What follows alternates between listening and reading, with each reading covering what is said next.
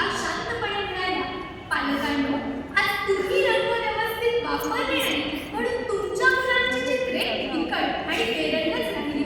निसर्गाचंही असंच आहे. जर आजच्या पिढीने निसर्गाचा योग्य सांभाळ आणि वापर करून ऋतुचक्र सुरळीत ठेवलं नाही तर उद्याच्या पिढीला सुद्धा चित्राप्रमाणेच बेरंग आणि फिकट निसर्ग पाहायला मिळेल.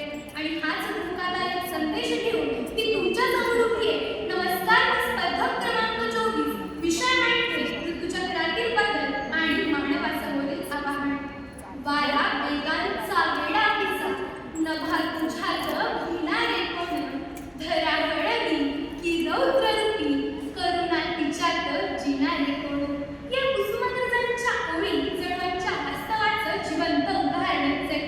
निसर्ग कधी हळवा मायेने भरलेला तर कधी रौद्र बेभान अनियंत्रित. उन्हाळ्यात महापूर, पावसाळ्यात दुष्काळ आणि शांततेत वादळ अशी याची परिस्थिती आहे. पूर्वी ऋतुचक्र बदलत होतं सूर्य चंद्राच्या क्रमाक्रमाने. आज ते बदलतंय मानवाच्या वागण्याने. पावसाचं स्वरूपही बदलतंय. पूर्वी रिमझिम आणि मुसळधार यांचा एक मस्त ताल होता. आज एका दिवसात महापुरासारखा पाऊस आणि मग पुन्हा 15 दिवस आभाळ निरभ्रच.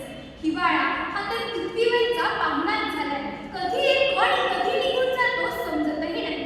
मित्रहो, 1980 ते 2023 या काळात पृथ्वीचं तापमान सुमारे 1.2 डिग्री सेल्सिअसने वाढलं. अंक नक्कीच छोटा आहे पण परिणाम प्रचंड मोठे. चक्रीवादळांच्या प्रमाणात वाढ, समुद्रांच्या पातळ्यात वाढ आणि तापमानाची तीव्रता आता धोक्याच्या घंटा गाठू लागल्या.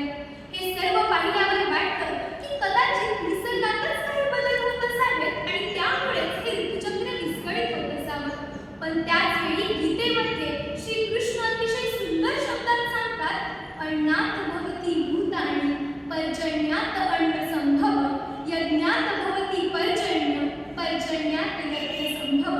याचाच अर्थ असा की कुठेतरी कर्तव्य, कर्म आणि व्यवस्थापन यांचा मेळ हा विश्व चालवत असतो. पण आज वाढत्या औद्योगिकरणामुळे वाढती जंगलतोड, वाढती खाणकामे, वाढत्या प्रदूषणांमुळे आकाशाचा निळा रंग नाहीसा होतो. नद्यांना विषारी द्रव वाहू